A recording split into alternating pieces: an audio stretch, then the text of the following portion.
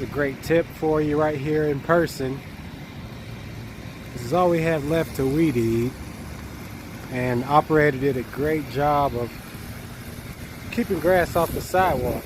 So he went to the far end down there, started at the very end instead of starting right here. That way, when he's trimming, the grass is going to be spinning this way and it'll be pulling back into the yard. So he won't make as big of a mess when he's trimming.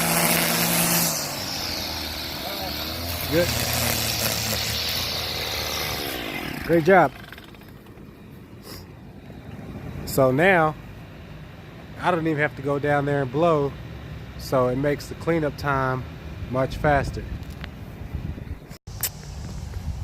All right, another quick tip. Teamwork is important. You get done faster when you work together. So one thing you want to do, like this yard, it's already been mowed, and now the weed eating is going on, the trimming's being done.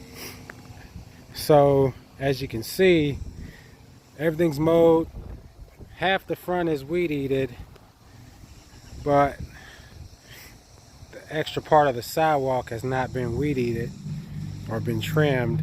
So if you were to want to go ahead and start blowing, like right now it's a 2-person crew and I can't really start blowing because the sidewalk haven't been trimmed yet. But instead of the weed eater being in the backyard, if they had went ahead and went to the front, stayed in the front, finished up the sidewalk, then I can go ahead and blow. By the time I finish blowing, they'll be trimming the back, and we'll all finish at the same time instead of me having to wait. So just an extra way. The teamwork kind of goes a long way to where you can get done faster by working together. So just keep that in mind. Figure out a way where you can work together with each other and get it done. So just a quick tip, if you have to weed eat or something, your best bet is going to be to do the sidewalks and the driveways and around the house first before you do any other portion that doesn't need blowing. Basically, the areas that need blowing, that's where you should that's where you should probably focus on and do that first.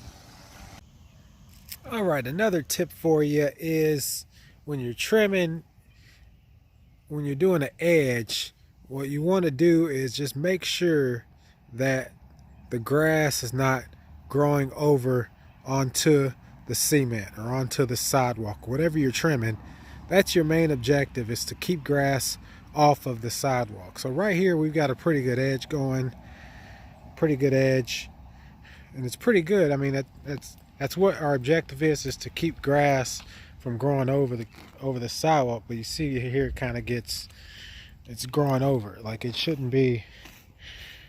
We shouldn't see grass growing onto the edge, onto the pavement. So if you go down here and you look down, it really can't tell if this has been trimmed. There shouldn't be clovers and dandelions still sticking up if you've trimmed this area. So just be very mindful of that when we're doing our work. We want to see that it's been trimmed. And I can tell, this here by the fence, by the wood, has been trimmed, which looks good. But we also want to make sure that there's no grass growing over onto the pavement. So all this needs to be sort of burned back a little bit so that it's not growing over. And this inside, this whatever this is 2 feet wide area, wasn't mowed, wasn't trimmed. So just be mindful of what we're doing. Don't want to rush through it and miss stuff. So a lot of this needs to be trimmed. It's extra grass sticking up here and there, and that needs to be trimmed. Playground area, you can see these edges. We got to do a better job on these edges, because this, if you were to tell me we mowed this today, I wouldn't believe you. So yeah, let's do a better job. Burn it down, make those edges look nice and crispy, so that we can really make this yard look better.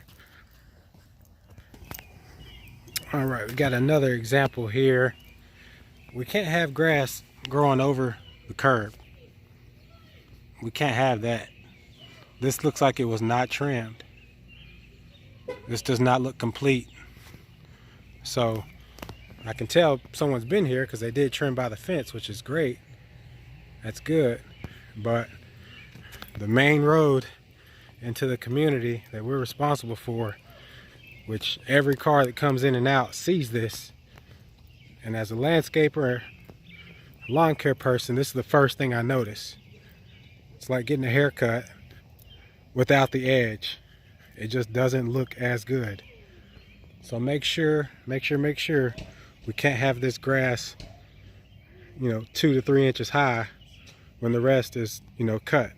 This is 3 to 4 inches high, so looks like this wasn't trimmed.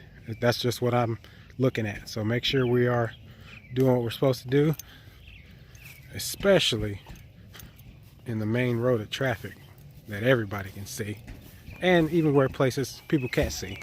All right, another tip for you. Whoever's running the blower in this area and blowing off this pavement here and blowing off these patio bench areas, they need to see that. They need to see that something's been missed with the trimmer. So if you are on a blower, you are the final inspection. So don't just be out here blowing and cleaning off the sidewalk. You also need to be inspecting and seeing to make sure everything's complete. So you need to be making sure everything's been mowed. You need to be making sure everything's been trimmed. There's nothing's been missed, basically. So while you're cleaning up, while you're blowing, you are also supposed to be making sure everything is done to our standard. When I'm on the blower, I'm gonna make sure that everything's been done. I'm putting the final stamp of approval on our work. All right, another quick tip for you. I'm on the rider right now, and I am on a slope. It's pretty steep too. If you happen to be on a rider and you're doing a steep slope, one tip I'd give you is always start at the bottom of the slope. And the reason why you want to do that is because when you're doing your lines, when you turn back to do your next stripe, it's easier, you get gravity working with you if you're going uphill. Now, as opposed to starting from the top of the yard and then working your way down, when you go down this stripe and try to turn, gravity be pulling you down the hill, so your lines will get off.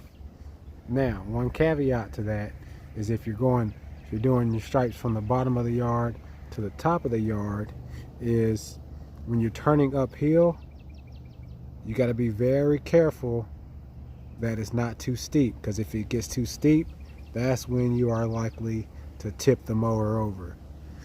So you got to be very careful when you're turning, and there's a way that you can actually go down the line and then back up, like turn around backwards to get up the hill and then come back this way.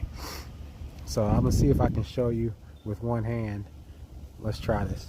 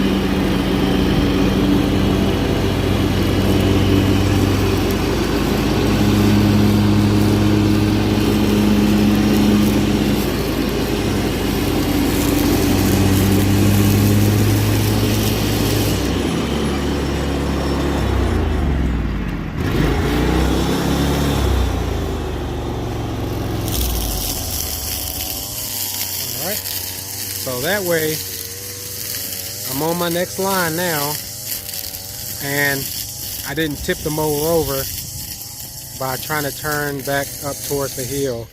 I was able to do it back up the hill and not lose traction, and at the same time maintain my line. So always start at the bottom of the hill so you have gravity working with you instead of against you. And if you are going uphill making your turns, make sure it's not too steep so you don't tip the mower over.